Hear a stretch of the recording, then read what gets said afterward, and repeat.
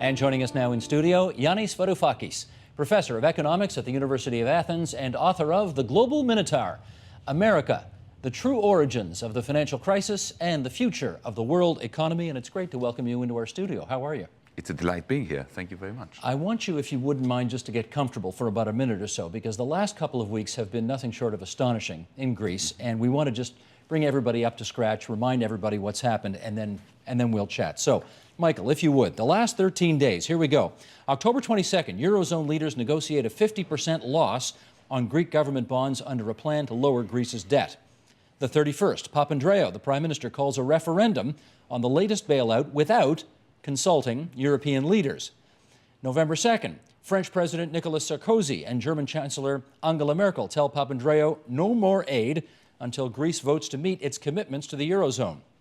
November 3rd, Papandreou defies demands that he resign and calls instead for a confidence vote in the government. November 4th, after intense pressure from European leaders, Papandreou drops the referendum plans. November 5th, Papandreou survives a parliamentary confidence vote, avoiding snap elections, which would have torpedoed Greece's debt crisis bailout deal. Papandreou later launches his campaign for a coalition government to save Greece from bankruptcy. November 6, Papandreou seals a deal with the opposition to form a unity government and to approve the bailout before early elections. Under the agreement, Papandreou will resign. You know him. You advised him when he was opposition leader, not as prime minister. That's what correct. has he been thinking? This is what's happening during an economic implosion. The political system is melting down. George Papandreou's particular mindset requires an analysis at different levels. At the conscious level, I think what happened was after the 26th October Brussels agreement of the European Union, he returned to Athens thinking or hoping that he would be welcomed as a savior. He wasn't, even by his own members of parliament. He had a wafer-thin majority in parliament of 3, and the news came in through his whips that he was losing it. So he decided to go for a high-risk move, a strategic move or tactical move, and it was very simple.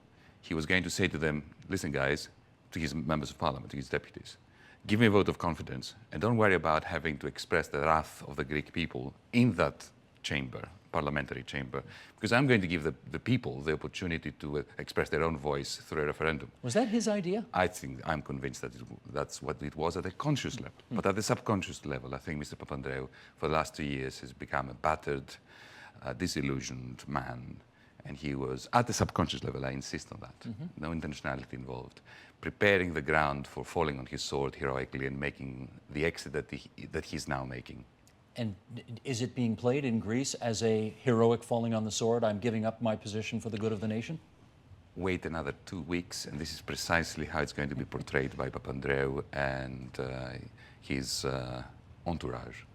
All right, it looks as if Lucas Papadimou is going to be the new prime minister. I know there's a bit of a fight about whether he gets to choose his cabinet and so on, but 2 questions about this new prime minister and this new unity government, as it were. 2 questions. Will they be able to push back on some of the austerity demands that the Eurozone is demanding? What's your view on that? Absolutely not. Lacking a mandate from the electorate, their job is very simple. It is to sign on the dotted line and to move over after elections take place sometime after the new year. So the deal-making is over? Oh, yes, absolutely. And that was where Papandreou played a significant role. If he wanted to veto the 26th October Brussels agreement, which in my view he ought to have done, that was his chance. Once he didn't do it in there's nothing that the Greek government can do from Athens afterwards. But in any case, it really doesn't matter who is at the helm now, because it's like a train in the process of derailment. Once it has begun, who is driving the train is insignificant and immaterial. That's pretty harsh. So you're saying it's irrelevant who leads this country right now. The train is going off the tracks. Absolutely.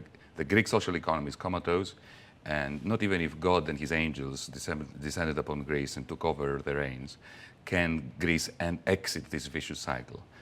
The exit from the vicious cycle is going to depend upon one of 2 possible events. One is that the European Union, the Eurozone in particular, gets its act together The other is if the European Union, and in particular the Eurozone, breaks down and disintegrates, and we all go back to our own currencies, and then suddenly there will be leeway in Athens, in Rome, in Madrid. Well, this may make moot the second question I was going to ask you about the new government, since you think the train's going off the tracks anyway. But do you think it can convince the Greek population, or at least a significant chunk of it, to accept the medicine that the outside world is putting on it? The Greek population, it is my considered opinion, has been ready and willing for at least a year and a half now for some tough medicine. Most Greeks understand that the way we were handling our affairs over the last 20, 30 years was unsustainable. But what the Greek population, and I think I'm speaking for 90% of Greeks here, feel is that the sacrifices, and they are very serious sacrifices that they've been making over the last year, year and a half, are not an investment into a better future or turning the corner. They are wasted, they are being poured down a black hole, never to be retrieved in the form of future benefits. So if they could be convinced that the sacrifices were actually going towards something constructive, they would go along with them. They would go along. But they can't be convinced because any serious scrutiny of the last agreement in Brussels of the 26th of October, which this new government has the task of signing, will reveal to even people who don't understand economics that this is not a rational plan and it stands no chance of putting the Eurozone as a system back on track. Yanis, you have been quoted all over the place lately. You've been the go-to guy on this file, and one of your quotes, which we're going to share with everybody right now, really sums it up nicely. "To err is of course human," you said, "but to mess things up spectacularly, we need an elite." Let me ask you about that. If the current Prime Minister, now leaving, Mr. Papandreou, was unfit for the job, and you think the new Prime Minister and the new cabinet can't do it either, to whom are the Greek people supposed to turn for leadership right now? That's a very good question, but I think the answer has to focus on Brussels, Berlin, Frankfurt and Paris, not in Greece. Because let's face it, the Greek government resembles a cockpit that has no controls. The plane is heading for the mountains, to use another metaphor, and there is nothing you can do at the level of the nation state. This is a European crisis. It is not, there is no such thing as a Greek crisis. What there is Greek pain as part of a European crisis, Greece being the weak link, the place where the most pain is felt. But the real problems lie in the design of the Euro system, which was never created in a manner that had the chance of sustaining the great shock waves of 2008 that began in Wall Street and then started migrating. We are going to talk more about that in a bit, but I want to keep the focus on Greece now, sure. Even though you say they have in essence lost their sovereignty. They're not a country anymore in that respect. Is that what you're saying? Interestingly, the Greek Prime Minister said that a year and a half ago, actually 2 years ago. Even before the first bailout, George Papandreou, during a moment of intense clarity, said that if we have to end up being bailed out by the Eurozone under the present circumstances of the Eurozone, our national sovereignty will be lost. And that, so that wasn't just me saying it. Indeed, there is no sovereignty because we are locked into a common currency which effectively denies nation states that are experiencing a run on their bonds, on their public debt. We are in once you are locked into that situation, and now Italy is in that situation, there is nothing that can be done locally to break that vicious cycle, except one thing, for the people to say no to the loans. Because if Greece were to say now to our European leaders, we don't want those loans, because those loans cannot be serviced, and it is an affront to Europe as a whole for us to be treated as an illiquidity problem when we are a solvency problem. So no, we're not going to take these loans, and we will sink anyway. We might as well be honest about it and jolt your consciences in Europe to do something about a Euro system which is in free fall. Give us some sense about what it's like for Greek people to consistently and constantly, for the past couple of years, hear themselves referred to by many people in the rest of the world as freeloaders and tax evaders and that kind of thing. This is the one thing that unites all Greeks. A distaste for being painted as the overreachers, the spendthrift insufferables of the world who are bringing the global economy, at least the European economy, down with them. It is quite interesting that I was watching a documentary on President Kirchner of Argentina some time ago. And what struck me was that all those people who were appearing in that documentary eulogizing Kirchner, the late Kirchner. This is the man, not his wife. The man, yes, yeah. The original. Who was also president. Yes. Was that none of them mentioned their financial circumstances and the good effect that his presidency had on them. One word they used in order to explain what happened and why they thought of him kindly. And that was dignity, that he restored their dignity to them. And this is the greatest deficit that the Greek people feel in their bones. The fact that they are not feeling dignified anymore, that there is this sense of indignity, that their dignity has been taken away from them. You know the players, though. Is there anybody out there who you think could restore Greek dignity?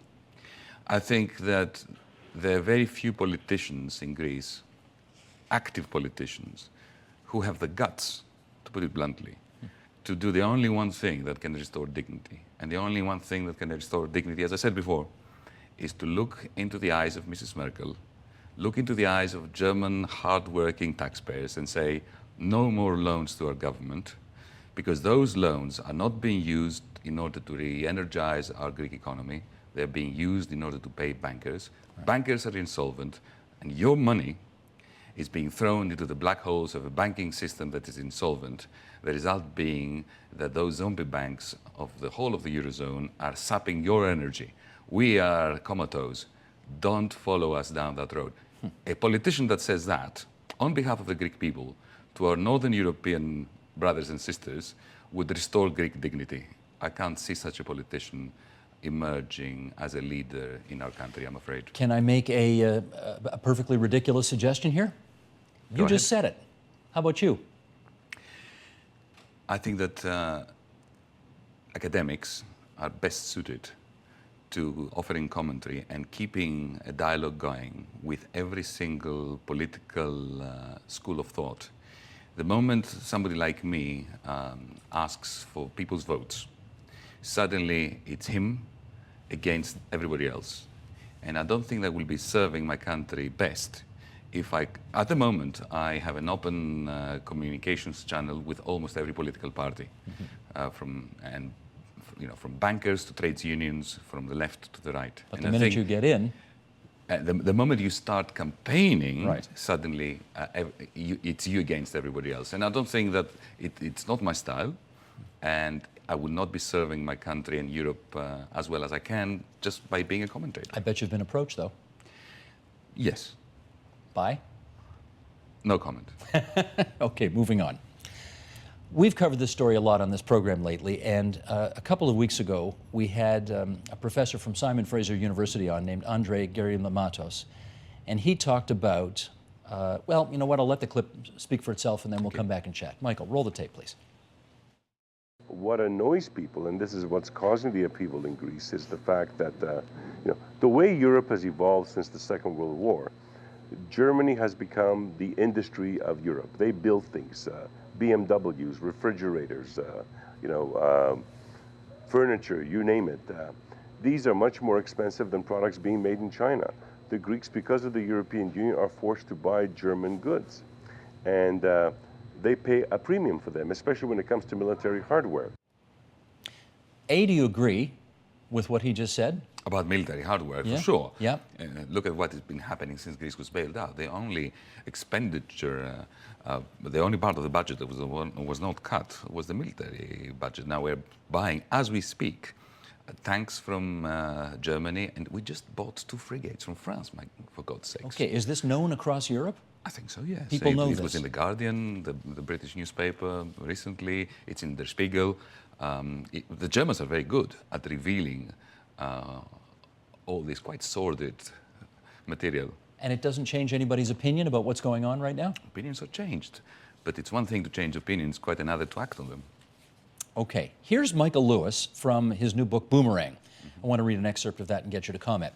There's a second, more interesting question here. He says, even if it is technically possible for these people to repay their debts, live within their means, and return to good standing inside the European Union, do they have the inner resources to do it? Or have they so lost their ability to feel connected to anything outside their small worlds that they would rather just shed the obligations? On the face of it, defaulting on their debts and walking away would seem a mad act. All Greek banks would instantly go bankrupt. The country would have no ability to pay for the many necessities it imports, oil for instance, and the government would be punished for many years in the form of much higher interest rates, if and when it was allowed to borrow again. But the place does not behave as a collective. It behaves as a collection of atomized particles, each of which has grown accustomed to pursuing its own interest at the expense of the common good. There's no question that the government is resolved to at least try to recreate Greek civic life. The only question is, can such a thing, once lost, ever be recreated? Can the Greeks act in common good?